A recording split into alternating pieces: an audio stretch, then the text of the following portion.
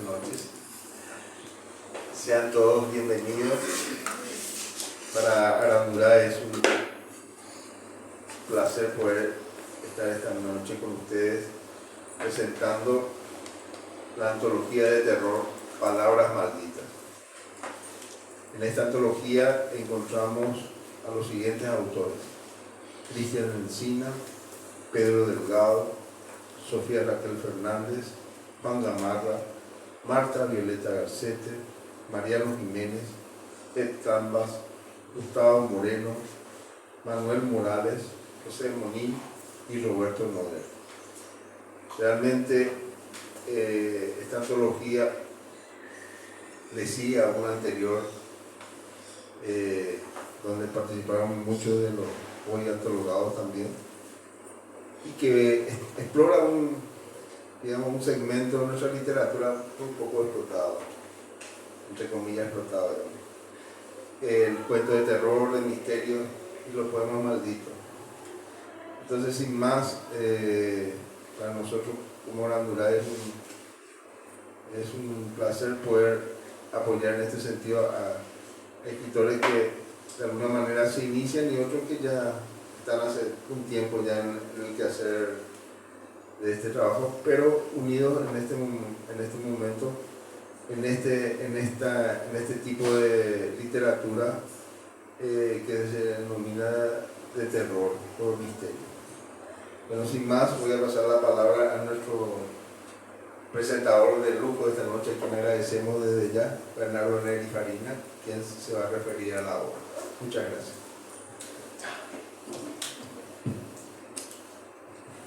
Buenas tardes. Le agradezco a José que me rompió los quinotos para que presente el libro. No le puedo decir no, primero por celos, porque yo fui el presentador de la anterior antología de terror y no quería que otro presentara esta antología. La antología es mía. Y también le dije, sí, pensar que no estoy presentando libros, porque presentar libros es un trabajo, bueno, más todavía en este tiempo, uno tiene un montón de cosas, de cierres, de exámenes finales, corrección de exámenes y todo tipo de cosas.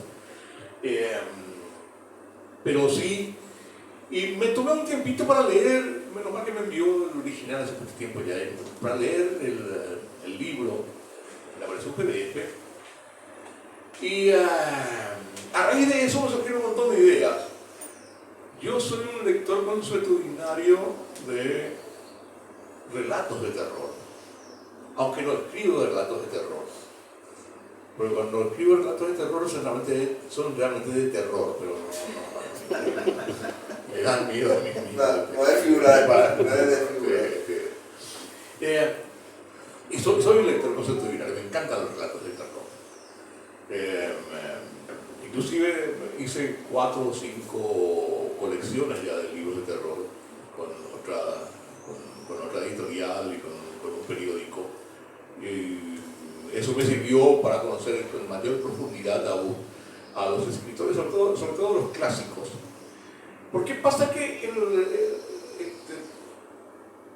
hay 2 géneros que son, o subgéneros, o tipos de relatos que son muy difíciles. Uno es el relato de humor y otro es el relato de terror.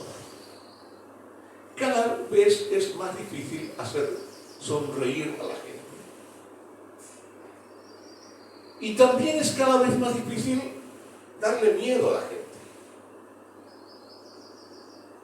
Porque muchas veces las fórmulas de terror que funcionaban hace 40, 50 años o un siglo atrás, ya no funcionan esos mecanismos de terror. Es más, hasta aparecen caricaturas de terror. El terror gótico que a nosotros nos daba miedo de chicos, hoy nos da risa. Porque hay otros tipos de terror ya, que creo que falta investigar todavía. El terror psicológico, ese terror que viene de adentro mismo por estímulos externos que no tienen nada que ver con lo sobrenatural, sino que tienen que ver inclusive con situaciones cotidianas que hacen que los miedos sean más asentados todavía. Porque estábamos acostumbrados que cuando hablamos de terror, hablamos de los clichés clásicos. Las montañas, los Cárpatos, los castillos, la oscuridad, la medianoche y todo ese tipo de cosas.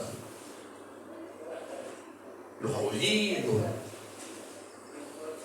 Pero yo recuerdo que la película más terrorífica que vi se llamaba El Resplandor. Y no tenía ni una sola escena nocturna de noche. Había una escena nocturna que venía iluminada. Eso es la más terrorífica todavía. Y en la literatura se está dando eso mismo. Por eso creo que es cada vez más difícil encontrar literatura de terror, incluso en nuestro continente. Los grandes escritores de terror que yo conozco en la actualidad son del siglo pasado, los años 70, 80 más o menos, y después ya no, o por lo menos sus libros ya no llegaban aquí. Y con este libro, que me pidió José que lo presentara, y espero que todos los autores también estén de acuerdo con que yo presentara este libro, que no sea José como líder del grupo nomás que haya impuesto. Y con este libro, leyendo así las obras, se me ocurrió esbozar la base de algo que voy a alargar después, que es una especie de ensayo sobre el relato de terror. Porque hay muy poco trabajo sobre el relato de terror y hay muy pocos libros de cuentos de terror. En Paraguay hay muy pocos cultores. No es común ver relatos de terror y novelas de terror, así como conocemos a este subgénero. Entonces, me puse a escribir algunas cosas que basamentan un poquito y que hacen un poquito a la base teórica del relato de terror, y sobre todo en el pensamiento de que para escribir relatos de terror hay que leer mucho relato de terror. Y hay que leer mucho relato de terror de distintas épocas.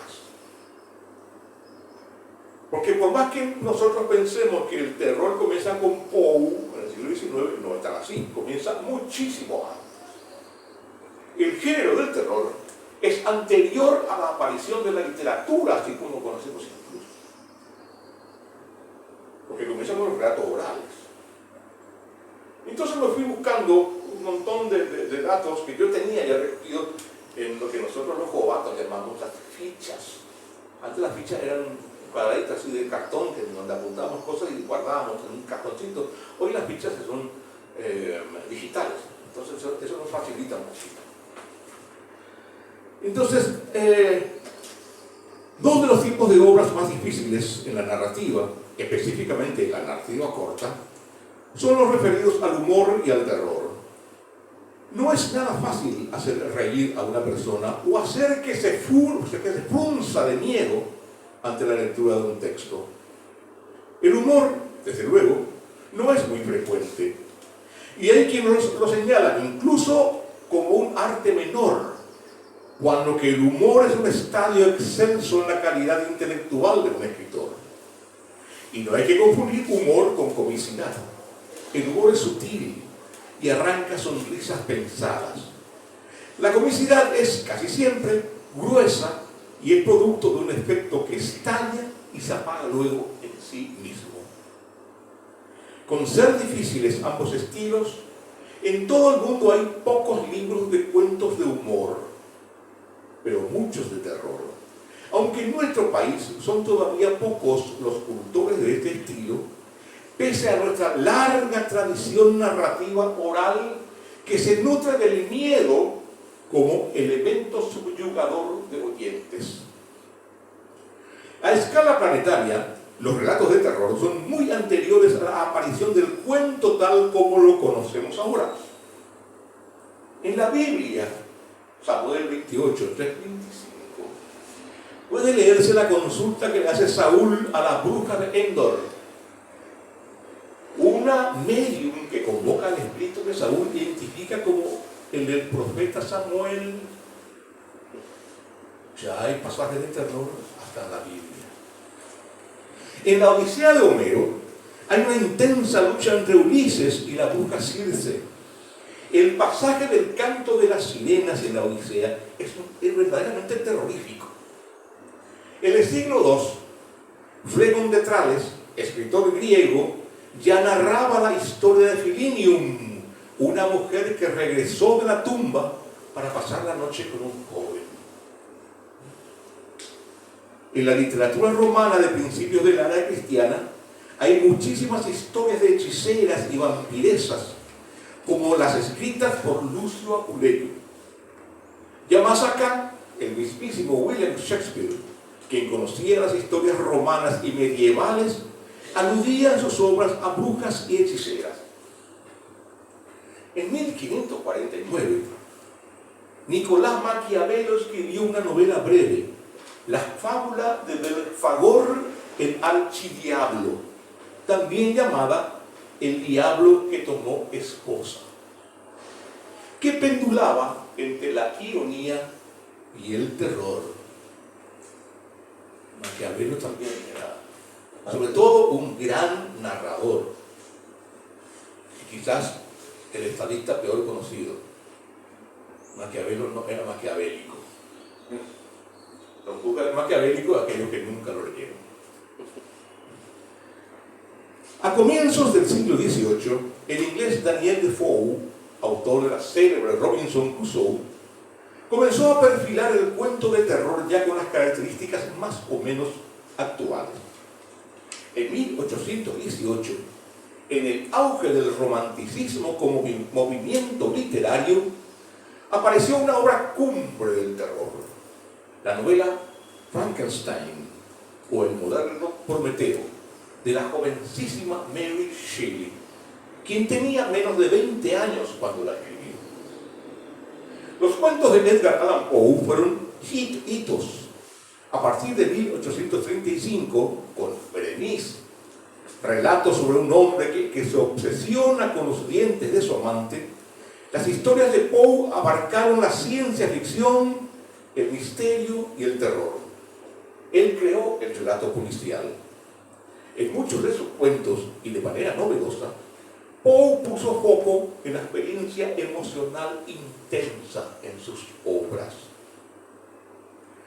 Hacia finales del siglo XIX aparecieron varios escritores fascinados por el terror.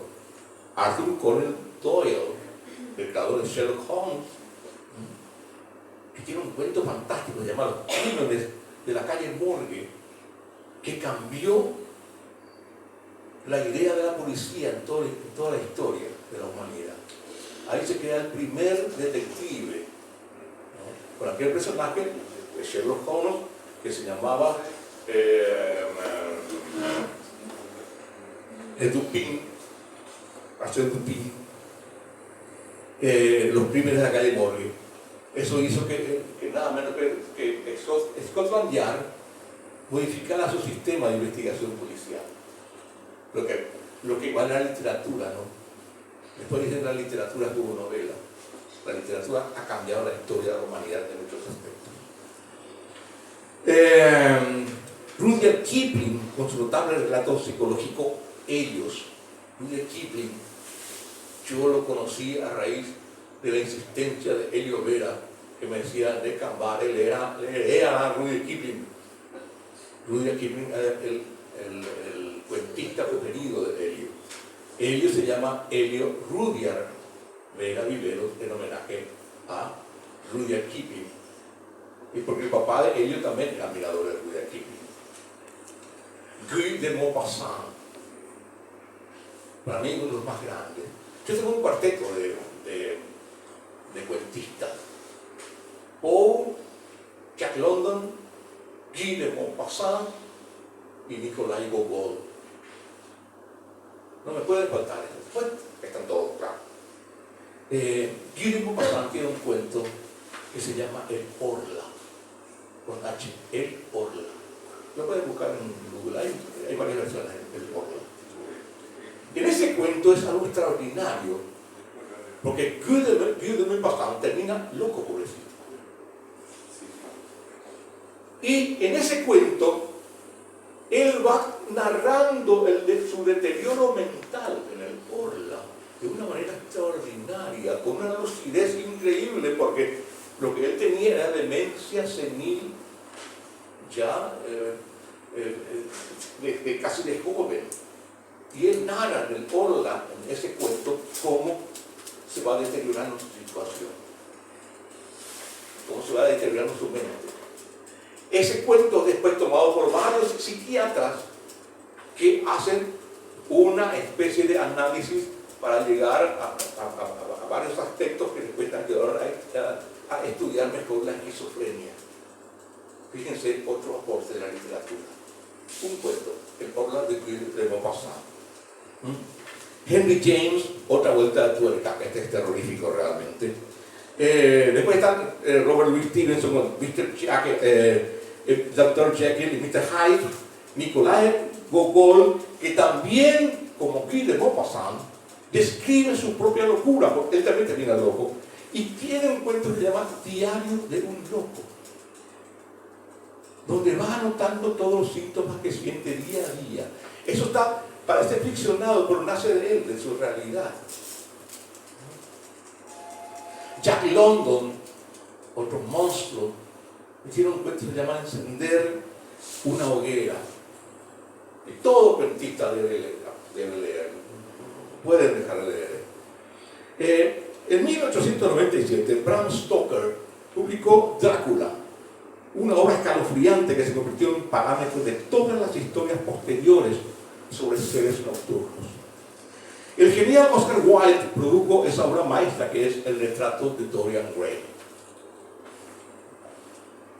No podemos olvidar que también Julio Verne incursionó en el relato de terror y es muy recordada su novela El Castillo de los Cárpatos. Una de las autoras justamente hace mucha mención al Castillo de los Cárpatos. Ya en el siglo XX tenemos a otro hito del relato del terror, Howard Phillips Lovecraft, permanente bestseller en Paraguay. A mí en los años 70 me llamó la atención cuando en el lector me llamaban y me dijeron, che, ¿por qué Lovecraft es tan vendido? Y comencé a ver y era vendido entre la gente joven, chicos de 20 años. Era el escritor, el narrador, el cuentista más vendido en la franja de 20 y 30 años, Lovecraft. Y muy pocos los cobardes que conocían. Y hoy es un infaltable. Más aquí se halla la inglesa May Sinclair, una de las escritoras preferidas de Borges, y también el inglés Martin Armstrong, autor de un cuento antológico de terror que se llama El fumador de pipa. Pueden buscarlo también en Google. El fumador de pipa de Martin Armstrong. Una cosa extraordinaria. Entre los actores de lengua española tenemos, entre otros, a Gustavo Adolfo Bécquer con sus rimas y leyendas. No era solamente un simple poeta romántico, era un extraordinario narrador y gran cuentista. Y sobre todo cuentista de terror. Después, el clásico uruguayo Horacio Quiroga, un hombre que incluyó en todos los cuentistas de la región, incluyendo al propio Augusto Roa Bastos.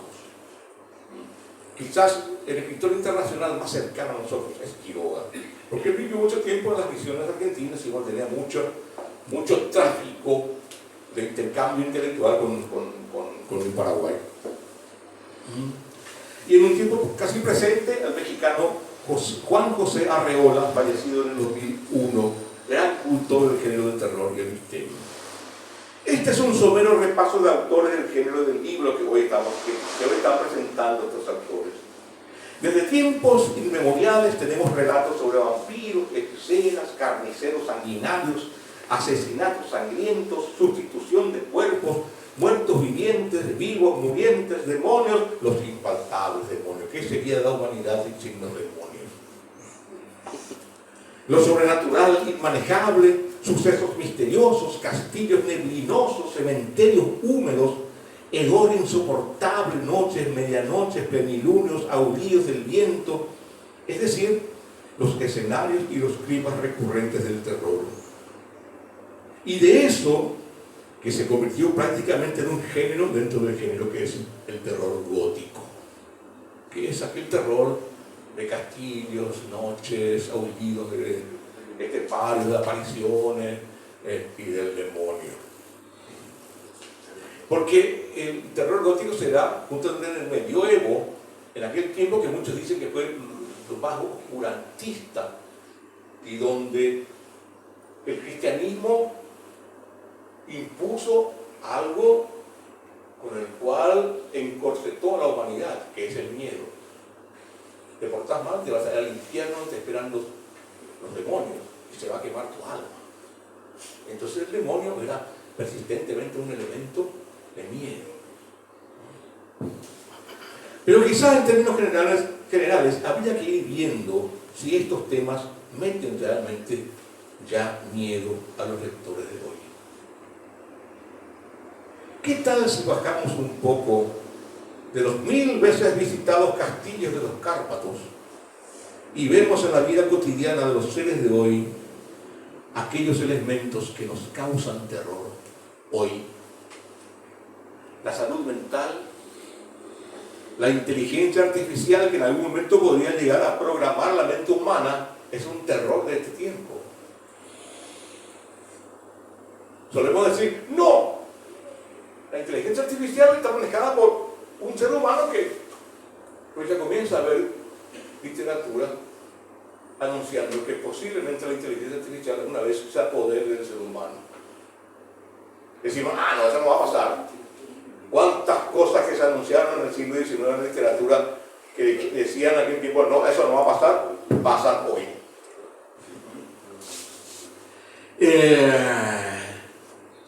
La rebelión de la tecnología que un día puede sublevarse contra la configuración que le marcan los humanos. El terror psicológico de la soledad de nuestro tiempo. La incomunicación afectiva. La inseguridad laboral. La competitividad destructiva que ocasiona angustias extremas en los jóvenes. La violencia verbal. La cultura woke o cultura de la cancelación, que te obliga a ser políticamente correcto y te prohíbe hasta usar palabras que antes usabas cotidianamente y sin ninguna malicia. Es toda una realidad, esto se llama la cultura woke. Pueden entrar ustedes en Google y hay un montón de material. Hace algunas noches yo estuve casi amanecí investigando sobre la cultura woke, esa cultura que con buenas intenciones te decía, fíjate, hay que cuidar, el ambiente, no hay que ser racista, hay que darse a los demás, todo ese tipo de cosas, pero te va metiendo un tipo de pensamiento que hace que vos te vayas convirtiendo poco a poco en manada. Eso que decía José Ortega Gasset, el hombre masa. O después el ingeniero, ya el hombre mediocre, el hombre que no piensa, el hombre sin ideales. Ya todos somos una masa. Nos obligan a pensar de una manera. Eso es motivo para la gran literatura de terror de este tiempo. Todo esto produce el terror habitual de nuestros días y debiera ser fuente de cuentos y relatos de terror. Es decir, hay una fuente temática que todavía queda por investigar en el cuento de terror de nuestros días y aquí, en el Paraguay. Pero aquí tenemos nuestro libro, que nos presenta un abanico de posibilidades en cuanto a terror se refiere desde la perspectiva de los propios actores. El libro se abre con Cristian Encina, ya veterano en estas lides, con 2 cuentos, The Reaper of Whitechapel y Confesiones. El primero es una recreación de la historia de Jack el Destripador, con la novedad de que esta historia de Jack el Destripador está contada por el propio Jack el Destripador. ¿Desde dónde? Desde el infierno, donde se supone que está Jack el Destripador. Diego Mariano Jiménez nos ofrece Valhalla, un relato muy bien escrito, de corte fantástico, desplegado en varios planos temporales, en el cual un guerrero busca morir con gloria. Daría el título para comprar al Führer. El Valhalla es el cielo de los guerreros escandinavos que mueren valientemente en batalla. De hecho, se toma Diego Mariano Jiménez para ofrecernos este cuento, Valhalla, que se llama Valhalla. El Canvas escribió Piel, cuento con fuerte carga de violencia, en el que se apela al antiguo recurso de adoptar no solo la personalidad de otro, sino su propio cuerpo como recurso de salvación. El siguiente cuento es Aquelarre, de Gustavo René Moreno. Un investigador de brujas termina convirtiéndose en parte de la población brujera de un aquelarre que él mismo investiga. Un cuento más de brujas y cómo se van multiplicando a través del tiempo. José Monín nos presenta una serie de poemas con intencionalidad narrativa en un intento de salirse de lo convencional. Ustedes lo juzgarán si lo logró o no. Se lo dejo ahí. Vean la cosa. Manuel Morales escribió el cuento titulado Ciegas, un texto bien Lovecraftiano, con su fuerte carga de hedor, viscosidad del tacto. Lovecraft era eso. Lovecraft, si no tiene ese olor fuerte, no es Lovecraft.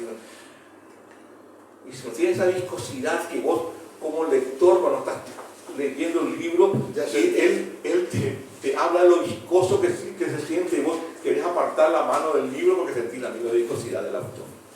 Y bueno, aquí en Ciegas Morales te hace sentir casi lo mismo. Es un cuento bien escatológico que por momentos mete más repugnancia que miedo, pero causa efecto. Juan Gamarra nos deja 4 relatos cortitos interrelacionados: La víbora negra, Posesión infantil, La habitación sin número y El castillo maldito. Siempre hay un castillo en nuestro cuento. Nos falta huir la castillo. Y si es los Cárpatos, mejor todavía. Allá en Ucrania, Polonia, en Tuvalu. Bueno, los textos de este cuento tienen una textura, a la redundancia, de la literación, del caso oral pasado a la escritura. Tienen ese espíritu de fogón, de reunión a la noche, en la que un relator se encarga de meter una carga de miedo que luego te impide dormir. Me hace acordar los campamentos en la época de colegio. Cuando nos reuníamos alrededor del fogón, nunca faltaba un corneta que metía un cuento de terror. Después, vamos a dormir ya, y los perros no se movían a esto. Y ese famoso, ya Japón vieja, yo creo que ya. Teníamos toditos juntos. Marta Violeta Garcete Cañete. Por fin una mujer que nos trae varios cuentos de tinte gótico, en los que reaparecen los castillos de los Cárpatos, cuando no, esos montes de la Europa Oriental sobre los que escribió también Julio Verne. Julio Verne tiene su única novela de terror, se llama justamente el castillo de los Cárpatos. Violeta nos brinda una especie de saga de los Libidine-Luzbel, es una familia, Libidine-Luzbel, y su reproducción demoníaca, dinástica, y de Hugo, el matador de demonios. Hugo mataba demonios de una manera muy singular. Generalmente los demonios, pues, según también las viejas tradiciones, se convierten en mujeres hermosas que te quieren hacer el amor. Entonces la mejor manera que tenía Hugo de matarle a los demonios era hacer el amor con ellas y matarlas en plena éxtasis. Y ahí moría el demonio. Vaya manera de morir.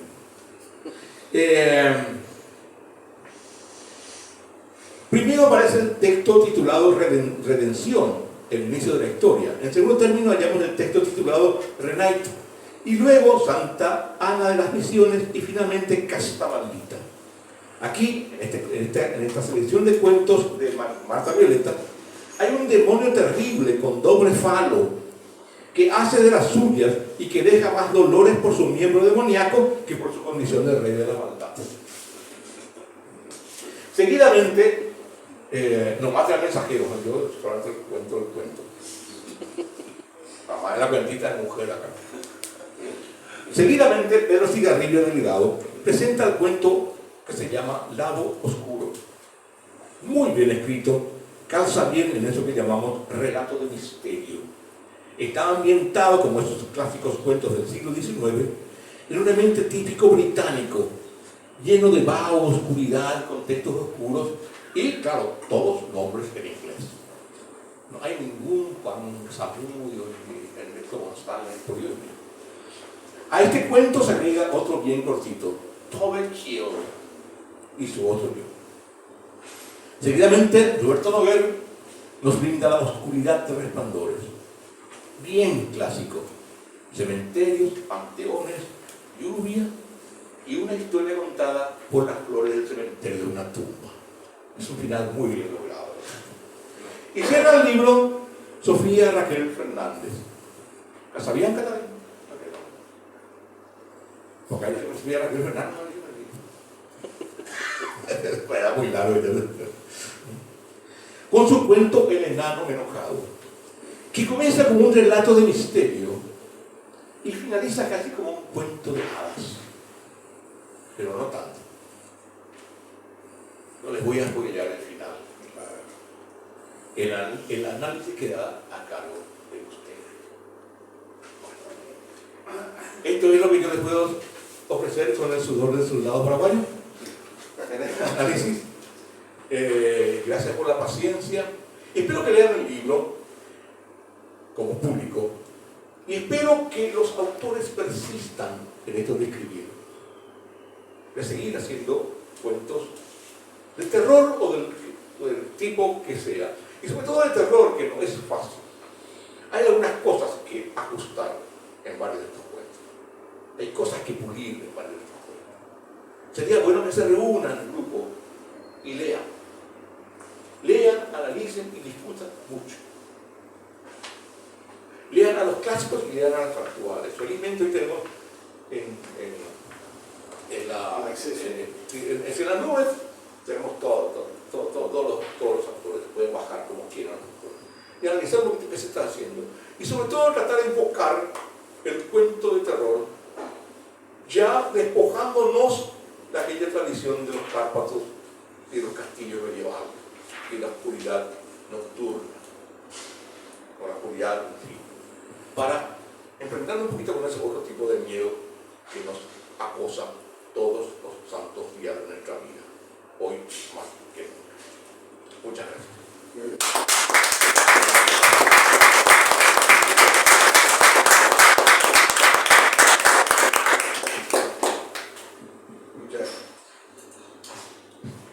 Muchas gracias, Neri. Realmente aprendimos bastante con tu intervención. Bueno, voy a pasar la palabra ahora a Dafne Bustos, que además de ser la correctora de este trabajo que presentamos, nos va a hablar un poco del conjunto de la obra, ¿verdad? Un poco de la experiencia, ¿verdad? De este trabajo de varios escritores reunidos en una antología. Quiero mencionar antes que el diseño de tapa estuvo a cargo de Pedro Delgado, realmente muy bueno. Dafne.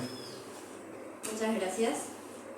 Bueno, como ya habló Don Cayetano, esta es la segunda antología de terror que ha quedado a mi mano. Y bueno, no me queda mucho que decir, gracias a las palabras de Don Neri, pero sí puedo agregar que fue un honor trabajar los textos de todos. Sí que he visto cierto avance entre aquellos que han publicado entre la primera antología y la segunda. Han tocado temas mucho más diversos y han trabajado un lenguaje mucho más natural al nuestro. Si bien hay textos que se han contextualizado en los Cárpatos, en Europa, o en mundos que no son el nuestro, el lenguaje y la manera de narrar de todos los autores ha ido madurando. Y eso es un gran avance para la literatura paraguaya. Considero que al haber corregido y haber visto el material en bruto y luego el producto final, que es este libro como tal, suma mucho a la literatura nacional. Considero que, al igual que Don Neri, tenemos que seguir produciendo y tenemos que seguir trabajando estos textos, hay que seguir puliendo, pero yo no quise involucrarme de más en la elaboración de estos textos, tanto por el tiempo que tuvimos como por mi propio principio de querer mantener la esencia virgen de estos textos y que cada autor pueda juzgar aquel miedo o aquel terror o aquel suspenso que traspasa tanto esta antología como la anterior. De la anterior antología puedo decir que hay textos un poco más de acá, con territorios más naturales, pero en esta segunda antología se han trabajado otro tipo de terror, otro tipo de miedo, otro tipo de situaciones que hacen de ambas antologías, no a lo mejor como se pinta una continuación una de la anterior, sino dos productos bastante diferentes que se complementan entre sí y han hecho de las ambas antologías de terror un canon de literatura que tiene que seguir creciendo y que tiene que seguir produciéndose. Más allá de los autores que han trabajado en ambas antologías, sino también dar pie a que otros autores se sumen a este tipo de proyectos, ya sean mayores, ya sean más jóvenes. Digo esto porque la anterior antología se titulaba Menores de 40. Y explorar justamente esos miedos, esas situaciones que nosotros decimos ya están naturalizadas dentro nuestro, pero todavía no han sido explotadas. Muchas gracias.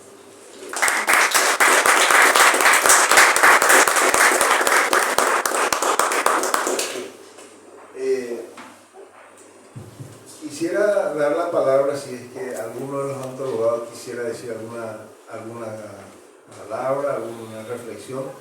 Este es el momento. José, vos como coordinador otra vez del proyecto. Como culpable. Culpable de todo. Vale. Bueno, voy a...